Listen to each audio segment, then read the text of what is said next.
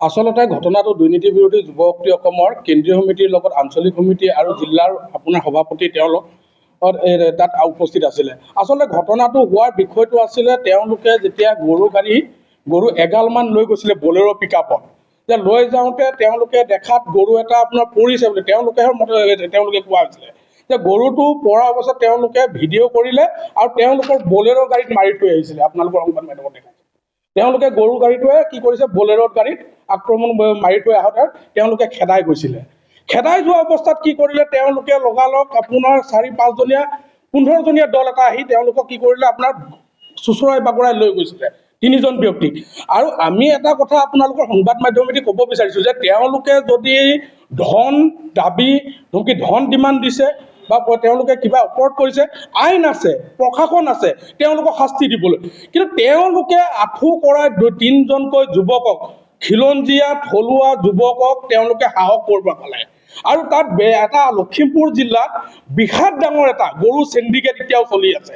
আৰু চেণ্ডিকেটৰ লগত ইছাল আলী নে কি তেওঁলোক জড়িত আছে, মোৰ মুৰব্বী যুৱনগৰত হয় বুলি আমি ইতিমধ্যে গম পাইছোঁ। গতিকে অতি শীঘ্ৰে যিসমূহ ইয়াত আপোনাৰ তেওঁলোকক অসমীয়া খিলঞ্জীয়া লোকক আঁঠু কৰাই খোৱা হৈছে, আমি তেওঁলোকক গুৰুত্বভাৱে তেওঁলোকে শাস্তি পাব লাগে বুলি আমি দুৰ্নীতি বিৰোধী যুৱ শক্তি অসমে দাবী কৰিছোঁ। আৰু লগতে আপোনালোকৰ সংবাদ মাধ্যমত ক'ব খুজিছোঁ যে উচিত এটা তদন্ত হ'ব লাগে, যিটো তদন্তত দোষী শাস্তি পাব লাগে। আৰু তেওঁলোকে যদি ধন দাবী বা অন্যান্য কিবা কাম কাজত লিপ্ত আছে, আইনী হিচাপত তেওঁলোকক প্ৰশাসনে যি ধৰণে শাস্তি দিব খোজে সেইটো ধৰণে শাস্তি দিব পাৰে। আৰু আমিও দুৰ্নীতি বিৰোধী যুৱ শক্তি অসম কেন্দ্ৰীয় সমিতি হয়, যেনেধৰণৰ তেওঁলোকে শাস্তি যদি তেওঁলোকে ধন দাবী দিছে বা অন্যান্য তেওঁলোকৰ কিবা এটা ভুল তেওঁলোকৰ ওলাইছে, তেনেহ'লে আমি দল সংগঠন হৈ আমি নিজভূবীয়াকে আমি তেওঁলোকৰ ওপৰত এজাহাৰ দিম। এতিয়া খালি আমি তেওঁলোকক কি কৰিছোঁ, আপোনাৰ সংগঠনৰ অব্যাহতি দিছোঁ। আৰু আমি এটা তদন্ত কমিটি গঠন কৰা হৈছে। তদন্ত কমিটিত আপোনাৰ গৌৰৱ গগৈ আছে, লখিমপুৰৰ কেন্দ্ৰীয় সমিতি আপোনাৰ প্ৰচাৰ সম্পাদক, আৰু আমাৰ কেন্দ্ৰীয় সমিতিৰ এডভাইজাৰ উপদেষ্টা মৃদুল মহন্ত, আৰু মই লগত চিত্ৰ বৰুৱাও আছোঁ। এই তদন্ত কমিটি আমি খুব সোনকালে আপোনাৰ 6 মাহ 3 মাহৰ ভিতৰত আমি তদন্ত কমিটিক দায়িত্ব দিয়া হৈছিলে। দায়িত্বত আমি যি তেওঁলোকে তদন্ত কমিটি দাখিল কৰিব, সেই দাখিল ক্ৰমে যদি আমাৰ মানুহ কেইজনে ভুল কৰিছে, তেনেহ'লে আমিও তেওঁলোকক আমি শাস্তি প্ৰদান কৰিবলৈ আমি প্ৰশাসনক অনুৰোধ জনাম। কিন্তু এটা কথাই কৈছোঁ যে তেওঁলোকে যেনেধৰণৰ আপোনাৰ ভৰিত বহাই আঁঠু কৰাইছে, এই সাহসটো তেওঁলোকক কোনে দিলে? আৰু আমি এতিয়া গম পোৱা গৈছে যে তেওঁলোকে সম্পূৰ্ণভাৱে চৰকাৰী মাটিত তেওঁলোকে বাস কৰি আছে। আৰু বাস কৰি থকাৰ পিছত গৰু চেণ্ডিকেটৰ লগত যিসমূহ গৰু চেণ্ডিকেটৰ লগত জড়িত হৈ আছে, সেই গৰু চেণ্ডিকেটৰ লগতহে তেওঁলোকে কি কৰিব গৈছিলে, গাড়ীটো মৰা সময়ত তেওঁলোকে এটা কথাতে তেওঁলোকে কৈছিলে যে খেদি গৈছিলে, এই গাড়ী মৰা বিষয়লৈ ক'ব গৈছিলে। কিন্তু ক'ব যোৱা অৱস্থাত তেওঁলোকক চুচৰাই লৈ গৈ যি আপোনাৰ বাংলাদেশী মিয়া, তেওঁলোকে চুচৰাই লৈ গৈ তাত কি কৰিছে, তেওঁলোকক অৱস্থা এনেকুৱা কৰিছে আৰু 100টা-200টাকৈ তাত মানুহ দেখা পোৱা গৈছে। গতিকে আমি মাননীয় মুখ্যমন্ত্ৰী মহোদয়ক ধন্যবাদ জ্ঞাপন কৰিম, যিটো অভিযান তেওঁলোকে চলাই আছে। আৰু পূৰ্বতো এনেধৰণৰ অভিযানত চলাই থাকক, যে উচ্ছেদ কৰক, আৰু যিসমূহ বাংলাদেশী মিয়া তেওঁলোকক অতি শীঘ্ৰে যিকোনো জেগাত আমিও ইয়াত অভিযান চলাম, যিধৰণে পোৱা যায় আমি তীব্ৰভাৱে তেওঁলোকক খেদাবলৈ আমিও ব্যৱস্থা ল'ম। এতিয়াৰ পৰা আমি এইটো দুৰ্নীতি বিৰোধী যুৱ শক্তি অসম কেন্দ্ৰীয় সমিতিৰ ফালৰ পৰা আমি স্পষ্টকৰণ কৰিছোঁ। হয়, নমস্কাৰ। পোনপ্ৰথমে আমি আপোনালোক সকলোকে শ্ৰদ্ধা নিবেদিছোঁ। কথা হ'ল যে আমি দুৰ্নীতি বিৰোধী যুৱ শক্তি অসমে সদায় দুৰ্নীতিৰ ওপৰত মাত মাতি আহিছোঁ আৰু মাত মাতি যাম। এতিয়া কথা হ'ল খুব দুখৰ বিষয় এটা, যে আমাৰ লখিমপুৰ জিলাৰ কেইজনমান বিষয়ববীয়া আৰু এজন কেন্দ্ৰীয় সমিতিৰ বিষয়াই যোৱা 20 তাৰিখে এটা মিছা অপমান তেওঁলোকে পাবলৈ বাধ্য কৰাইছে, একাংশই।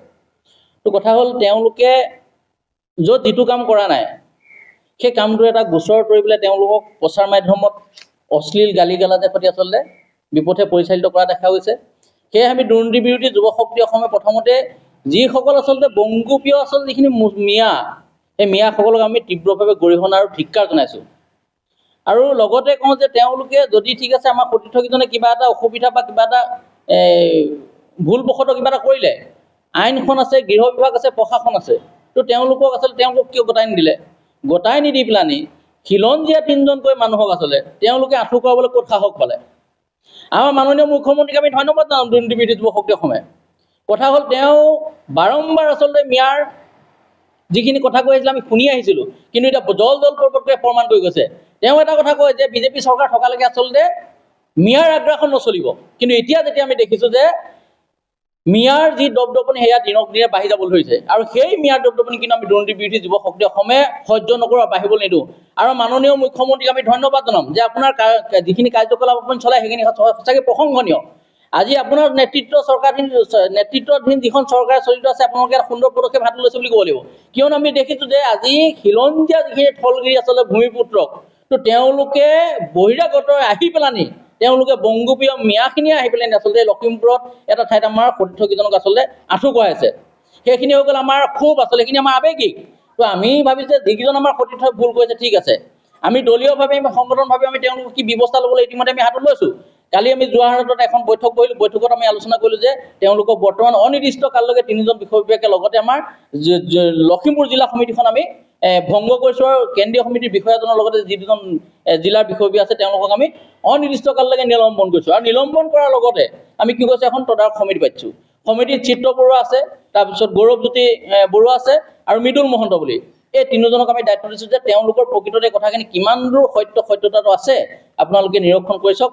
তাৰ অন্তৰত যেতিয়া আমি সিদ্ধান্ত পাম যে প্ৰকৃততে যদি তেওঁলোক দোষী হয়, তেওঁক আমাৰ দলৰ ফালৰ পৰা আমি সংগঠনৰ ফালেও আমি আইনগত ব্যৱস্থা ল'বলৈ চৰকাৰ প্ৰশাসনক আহ্বান জনাম। আৰু লগতে তেওঁলোকক অনিৰ্দিষ্ট শেষ পৰ্যায়লৈকে আমি তেওঁলোকক কিন্তু সংগঠনৰ পৰা বহিষ্কৃতটো অলৰেডি আমি কৰিলোৱে।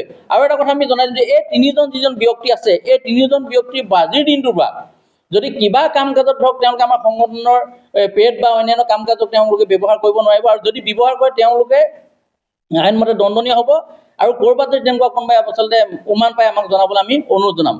আৰু অনাগত সময়ত যি ইয়াৰ আচলতে অনা অসমীয়া এই শব্দবোৰ শুনিবলৈ বেয়া, কিন্তু প্ৰকৃততে সত্য, এই তেনেধৰণে আচলতে যিখিনি বংগোপীয় মিয়া, সেই মিয়াসকলৰ দপদপনি নচলিব।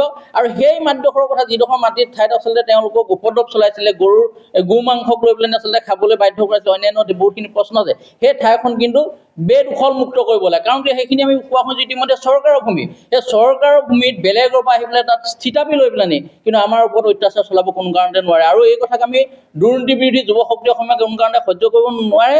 আৰু আমি কি কৰিছোঁ, ইয়াৰ পৰাই আমাৰ লখিমপুৰৰ যিজন আচলতে আমাৰ আৰক্ষী অধীক্ষক তেখেতক আমি অনুৰোধ জনাম যে এই পৰ্যায়টোত আপুনিও আপোনাৰ দৃষ্টিগোচৰ আৰোপ কৰক, আপুনিও বিচাৰ বিবেচনা কৰক। লগতে তাৰ লখিমপুৰ জিলাৰ আমাৰ মৰমৰ আচলতে জিলা আয়ুক্ত ডাঙৰীয়াও আমি দুৰ্নীতি বিৰোধী যুৱ শক্তি ভাৱে অনুৰোধ জনাম যে এই কাৰ্যকলাপটোক আচলতে মিয়াৰ যি আগ্ৰাসনক লৈ পেলাই আপুনি অকণ গুৰুত্ব সহকাৰে লওক। অন্যথা কিন্তু আমাৰ অসমীয়াৰ স্বাভিমান, আমাৰ অসমীয়াৰ আৱেগক কিন্তু তেওঁলোকে ভৰিৰে যি গছৰিকে আচলতে মোহাৰ এক পদক্ষেপ চলাইছে, এইটো কোনো কাৰণে মানি লোৱা নহ'ব। আৰু এই কথাখিনিকে আমি গৈ পেলাই আগন্তুক মাৰ্চ মাহৰ হয়তো খুব কম দিনৰ ভিতৰতে আগন্তুক প্ৰথম সপ্তাহতে মাননীয় মুখ্যমন্ত্ৰীকো এখন স্মাৰক পত্ৰ দিয়াৰ এটা ব্যৱস্থা কৰিছে যে এই যিখিনি বংগোপীয় আচলতে মিয়াৰ দপদপনি ইয়াত নচলিব।